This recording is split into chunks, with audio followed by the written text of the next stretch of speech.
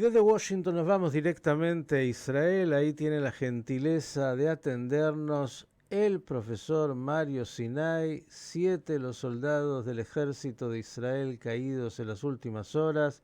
104, ahora doy el número preciso, 104 desde el inicio de los combates que siguen siendo cruentos.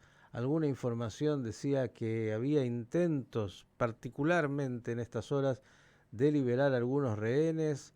Yo creo que permanentemente Israel lo está buscando, con toda la dificultad que eso significa. Pero hay más. Por un lado los combates y por otro lado el día después, porque hay que empezar a pensar que en algún momento esta guerra contra el Hamas, ojalá con los objetivos de Israel cumplidos, que sea derrotar militarmente y políticamente al Hamas, bueno, va a concluir. Y la pregunta es, ¿y luego después qué va a pasar en Gaza? Querido Mario, el gusto de saludarte y a pesar de estos días difíciles, especialmente desearte Hanukkah Sameach y que esa luz ilumine el camino del Estado de Israel. Gracias, Miguel, y buenos días para ustedes. Acá es mediodía, a toda la audiencia en Argentina.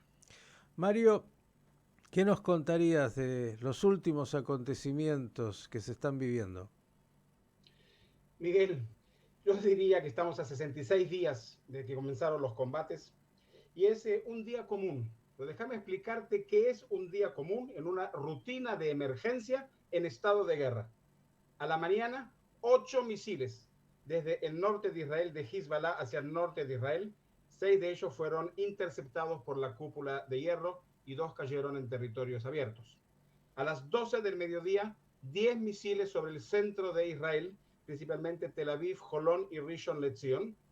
9 de ellos fueron impactados por la cúpula de hierro y uno cayó en territorio abierto, pero uno, a pesar de todo, cayó en Jolón, causando solamente un herido leve y daños graves físicos en los edificios y en los coches. Eso es un día normal en esta rutina de emergencia. O sea, yo verdaderamente no sé si la audiencia en Argentina tiene la capacidad de entender qué pasaría si esto ocurriese un día en Buenos Aires. No, No todos los días y hace 17 años. no existe Buenos Aires y pasaría esto un día. Sí. Pero ahora, como dijiste, tenemos que pensar en el día de mañana. Ya estamos en un momento en que tenemos que pensar en el día de mañana. Sí, te escuchamos, Mario. Y ese día de mañana, digo, porque claro, ¿no? En esta rutina de guerra que has planteado con tanta precisión, con desplazados tanto de la zona sur como de la zona norte, ciudadanos israelíes que han tenido que dejar sus hogares, bueno, la guerra está ahí en el terreno en Gaza, aunque también en la frontera norte hubo otra vez incursiones en Siria, los enemigos de Israel por todos lados operando, incluso, sí, como sabemos, los hutíes, que también intervienen y todos ellos, bueno, bajo las direcciones militares de Irán y el financiamiento de Qatar. Ambas cosas también hay que tenerlas muy claras y presentes. Pero Israel Sí. tiene que analizar qué viene después y ahí hay preguntas que vale la pena que puedas comentar. Okay. Voy a dar mi opinión personal. Y es que cuando la guerra termine, y va a terminar, no va a haber un vacío político. Los palestinos no van a desaparecer y nosotros tampoco. El tiempo de la guerra está limitado por los Estados Unidos. Estados Unidos ya puso fecha a Israel, fin de año, o sea, fin de este mes, diciembre. Supongamos que Israel pueda prolongar 2 o 3 semanas, incluso un mes más, este periodo, pero hasta ahí llegaremos. Más de eso no se va a poder prolongar, no vamos a seguir recibiendo el apoyo por mucho más tiempo. Paréntesis, tenemos que entender que Biden entra en enero en su carrera también de presidencial y necesita estar libre de las temáticas israelíes.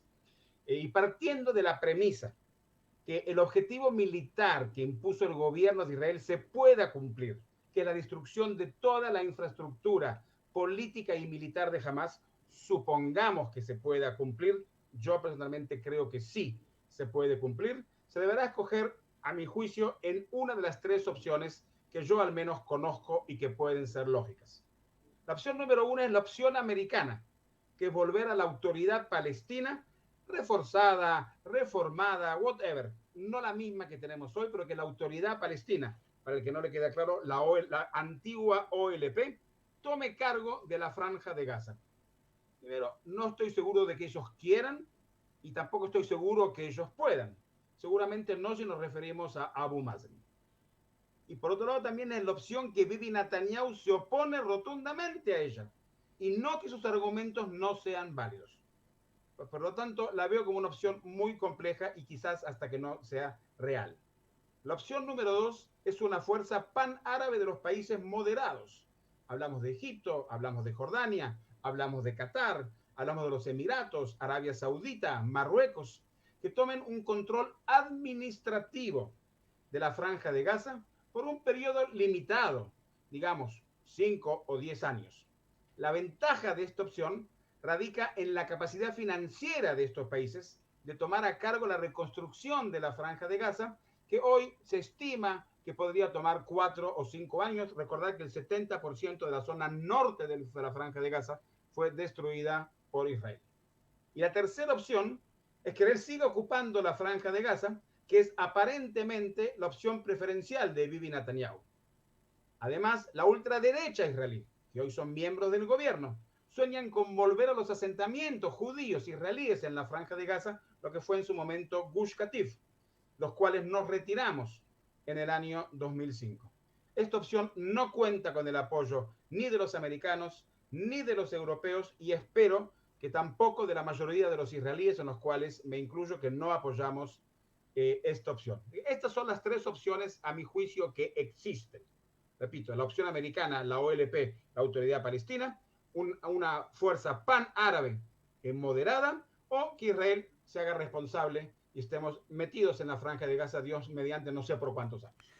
Mario, una cuarta opción, pregunto, escuchándote, que esta alianza, dijiste, pan-árabe, y uno se pregunta qué interés podrían tener en hacerse cargo de un problema.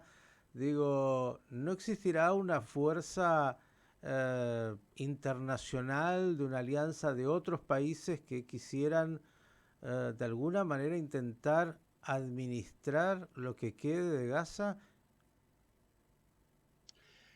Podría llegar a ser una fuerza europea, una fuerza de Naciones Unidas, una fuerza americana. En ninguno de nuestros casos donde hemos tenido ese tipo de situaciones, por ejemplo en el Líbano, no han tenido éxito. Hay una fuerza de Naciones Unidas en Naciones Unidas con fuerzas latinoamericanas incluso. Creo que en este momento, si no me equivoco, hay colombianos Y en el argentinos, Líbano. en la UNFIL. Ah, ya, ok, no sabía, gracias, Miguel. Y no tienen éxito en su misión de no permitir a Hamas, a Hezbollah, activar desde su territorio. Pero eso también podría ser una opción, pero hay otra opción que se está manejando, pero no es una opción masiva. Es una opción de que una parte de los ciudadanos de la Franja de Gaza se retiren voluntariamente a otros países. En estos momentos el único país que está tratando de abrir sus puertas es Algeria. ¿Sí? Supongamos que, digamos, 100.000 de los 2 millones se vayan, pero eso no es una solución tampoco, es una solución pequeña, aparte del problema. Bien, ¿cómo hay que agregarle un poco de pimienta a la audiencia? Un dato para que algunos también puedan reflexionar. Usted sabe que Qatar, usted lo sabe bien, ¿no? El reino de Qatar es un lugar muy rico en el mundo que tiene una población de un poco más de 300.000 cataríes y que hay más de 2 millones de extranjeros que ahí trabajan, ¿no? Van a trabajar para los ricos. Bueno, no sé si estarán muy dispuestos a cambiar aquellos que ellos traen por gente de Gaza. Digo, parecería que no hay mucho interés de recibir a muchos gazatíes que estarán necesitados de, bueno, tener buenos trabajos, reconstruir sus vidas, no en Egipto, no en Qatar, no en muchos lugares donde tantas veces han recibido a cientos de miles, ¿no? Parecería que los quieren seguir manteniendo ahí encerrados. Y no es Israel. Si hay alguien que te puedo firmar lo que acabas de decir, es Egipto. Egipto no está dispuesto a recibir a un gazatí en territorio egipcio, a menos que sea en tránsito.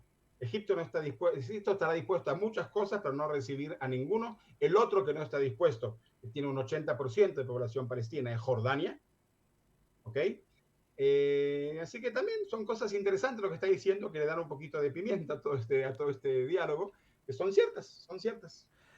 Querido Mario, como siempre, agradecerte enormemente por tu precisión. Hay que pensar el día después, mientras la rutina de la guerra sigue día a día y esperemos pronto llegar a mejores noticias, entre otras cosas, esos milagros que todo el Estado de Israel y su ciudadanía espera de que algunos de los rehenes, ojalá todos, pudieran regresar vivos a sus familias.